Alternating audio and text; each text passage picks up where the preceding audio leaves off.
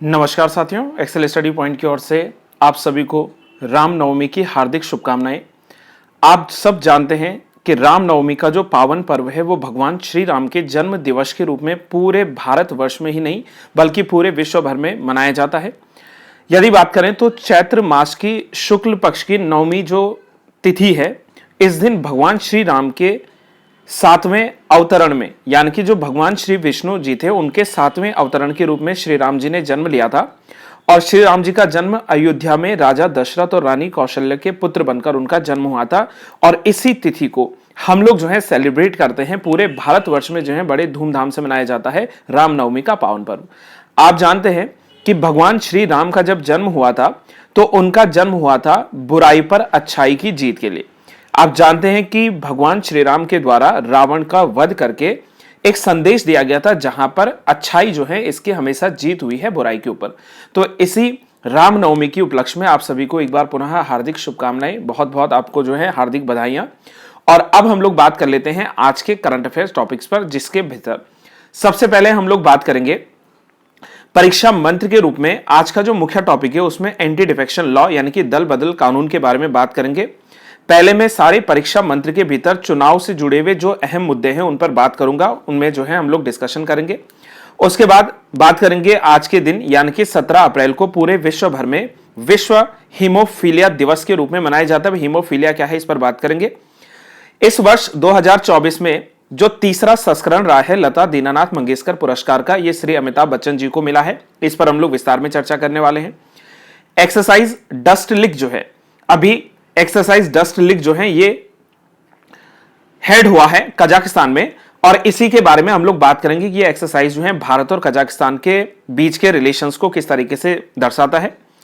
Important आ जाता है इसमें श्रिंकफ्लेशन क्या है, यानी कि सिकुड़न मुद्रास्फीति क्या होती है। इकोनॉमिक टर्म जो है वो कहीं ना कहीं एग्जाम्स में पूछ लेता है और इसके भीतर हमें जो है सिकुड़न मुद्रास्फीति के बारे में जानना जरूरी हो जाता है।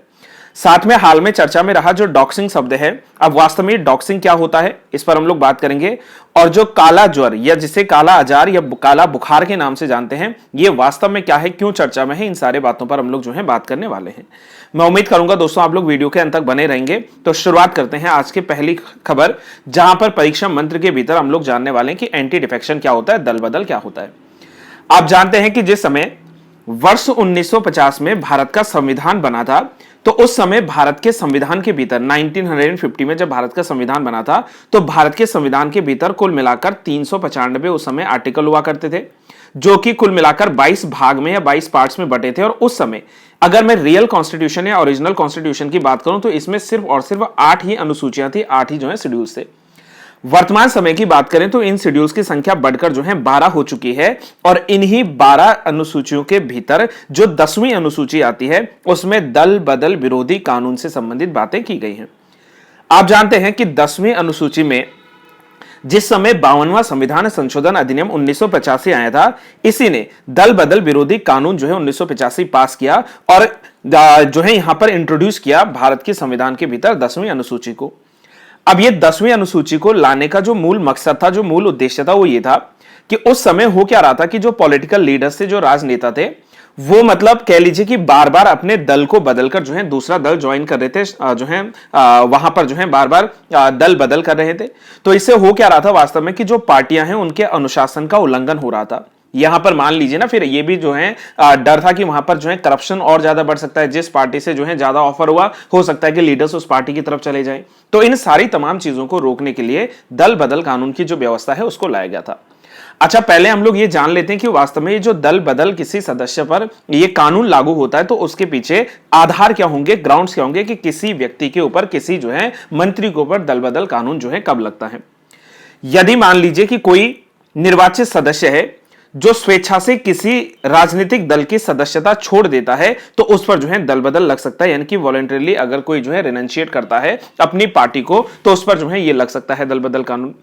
साथ में क्या है कि यदि कोई ऐसा नेता है, कोई ऐसा राजनीतिक दल का व्यक्ति है जिसने अपनी पार्टी की जो विचारधारा है इसके खिलाफ जाकर अपनी पार्टी के जो दिशा निर्देश हैं उन दिशा निर्देशों के खिलाफ जाकर उन दिशा निर्देशों का यदि उल्लंघन किया हो तो उस व्यक्ति पर भी दल बदल जो है कानून लागू हो सकता है। ये समझ लीजिए कि मान लीजिए कि एक पॉलिटिकल पार्टी है जिसने ये डिसीजन लिया था कि हम ए नाम का जो बिल है उस पर जो है क्या देने वाले हैं, ए नाम के बिल पर अपना रिजेक्शन देने वाले हैं, हम उसको मतलब नहीं एग्री करेंगे। अब मान लीजिए पहले जो है ये बात हो चुकी है कि वहां पर जो है बिल पास न किया जाए, लेकिन अचानक इनके बीच से कोई व्यक्ति उठकर, कोई सदस्य उठकर अपनी इन पॉलिटिकल पार्टीज की आइडियोलॉजी के खिलाफ जाकर जो है ऐसा कृत्य कर दे जहां पर वो अपना समर्थन दे दे, तो हो सकता है कि उस पर जो है दल बदल लगाया जा सके। ठीक है, साथ में हम लोग बात करेंगे निर्वाचित सदस्यों के ऊपर दल बदल कब लागू होता है कि यदि कोई स्वतंत्र रूप से निर्वाचित सदस्य जो है किसी राजनीतिक दल में शामिल हो जाता है तो उस पर भी दल बदल कानून लग सकता है। और कोई मनोनीत सदस्य जो है, यदि कोई मनोनीत सदस्य अपने नामांकन सदस्य जो है या नामांकित सदस्य जो है इसके 6 महीने की समाप्ति के बाद किसी राजनीतिक दल में जो है शामिल हो जाता है तो उस पर भी जो है दल बदल का आरोप लग सकता है। लेकिन सवाल यह बनता है कि वास्तव में दल बदल का जो आरोप है ये कब नहीं लागू होता है या दल बदल कब नहीं लगता है। तो 1985 में जब दल बदल कानून आया था तो उस समय व्यवस्था थी कि किसी राजनीतिक दल के 1/3 निर्वाचित सदस्यों के द्वारा दल बदल का जो है यदि होता है तो उसको दल बदल न मानकर उसको मर्जर माना जाएगा, यानी कि इस आधार पर उस पर एंटी डिफेक्शन नहीं लगाया जा सकता अगर जो है 1/3 जो है पॉलिटिकल पार्टीज के किसी दूसरी पॉलिटिकल पार्टीज को ज्वाइन करते हैं। लेकिन बाद में 91st कॉन्स्टिट्यूशनल अमेंडमेंट एक्ट जब आया था 2003 में तो उसको जो है 1/3 की बजाय जो है इसको कर दिया गया 2/3, यानी कि 2/3 मेंबर्स कर दिया गया और 2/3 मेंबर जो है यदि ये मर्जर कर लेते हैं तो आज के समय में इस पर जो है दल बदल लागू नहीं होता है।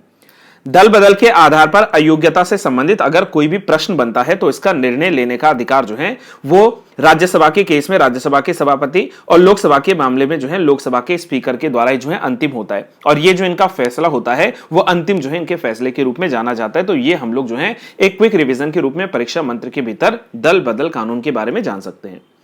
अब शुरुआत करें यदि आज के करंट अफेयर सेशन की, तो जहां पर आज का दिन यानी कि पूरे विश्व भर में वर्ल्ड हीमोफीलिया डे के रूप में सेलिब्रेट किया जाता है, विश्व हीमोफीलिया दिवस के रूप में मनाया जाता है।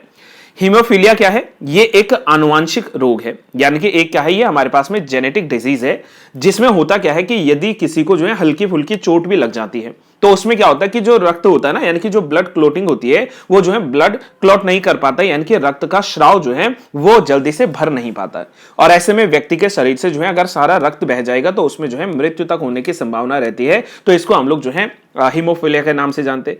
अब सवाल यह है कि पूरे विश्व भर में जो ये हीमोफीलिया दिवस है इसको 17 अप्रैल को जो मनाया जाता है, इसके पीछे जो वास्तविक कारण है वो ये है कि 1989 में वर्ल्ड फेडरेशन ऑफ हीमोफीलिया के द्वारा WFH के संस्थापक यानी कि फ्रैंक श्नाबेल जो हैं इनके जन्म तिथि के सम्मान के रूप में जो है इस दिन को, क्योंकि उनका जन्म जो है 17 अप्रैल को हुआ था, तो इस तिथि को जो है विश्व हीमोफीलिया दिवस के रूप में मनाने की शुरुआत की गई थी। जैसा मैंने आपसे बताया कि हीमोफीलिया जो है एक दुर्लभ रक्तस्राव विकार का जो है एक समूह है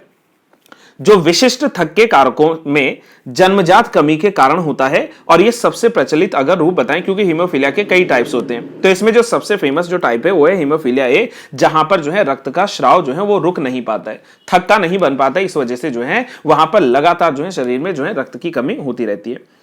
हीमोफीलिया ए एक महत्वपूर्ण रक्त का थक्का बनाने वाले प्रोटीन जिसे फैक्टर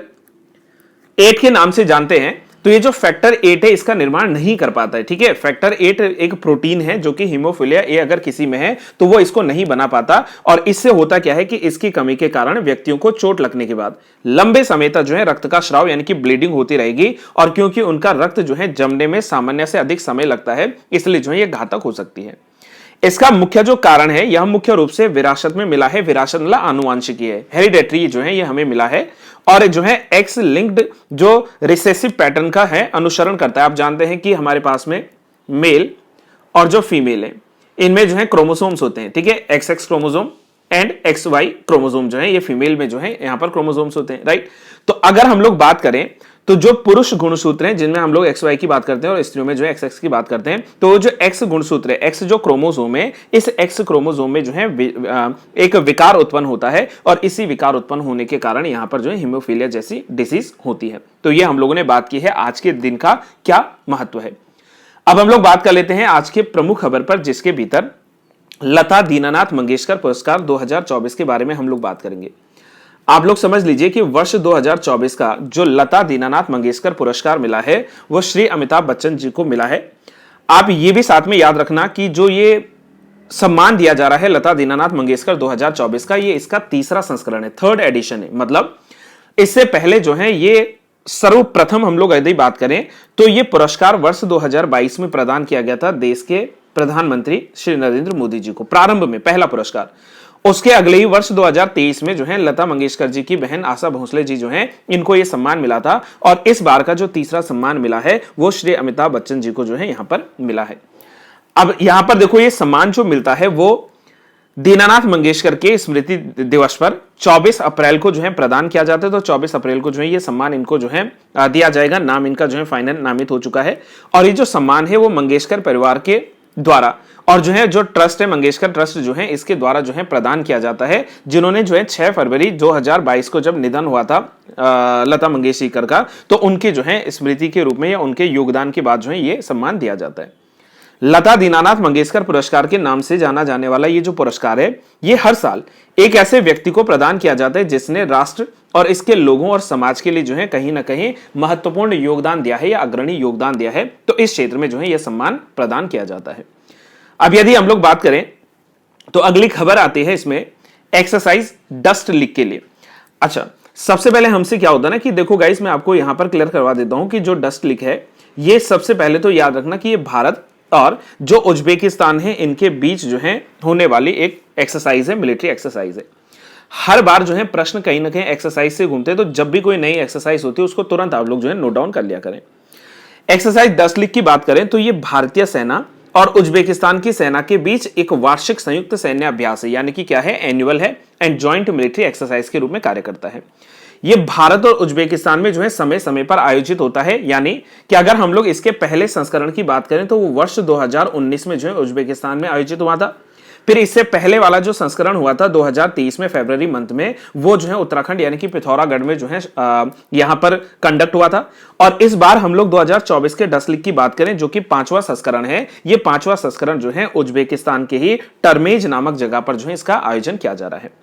अच्छा, वास्तव में जो अभ्यास होते हैं दो देशों की सेनाओं के बीच में, इनका मूल मकसद क्या होता है, तो इनका मूल मकसद होता है सैन्य सहयोग को बढ़ावा देना, यानी कि आपने इंक्रीज करना है, इंप्रूव करना है जो हमारा मिलिट्री कोऑपरेशन है। साथ में पहाड़ी और अर्ध शहरी इलाकों में संयुक्त अभियानों को अंजाम देकर संयुक्त क्षमताओं को बढ़ाना है, ज्वाइंट जो कैपेसिटी है उसको बढ़ाना है, how to counter the terrorism, इन सारे विषयों पर जो है चर्चा करनी है, एक्सरसाइज करनी है। इसके लिए जो है एक्सरसाइज कंडक्ट होती है।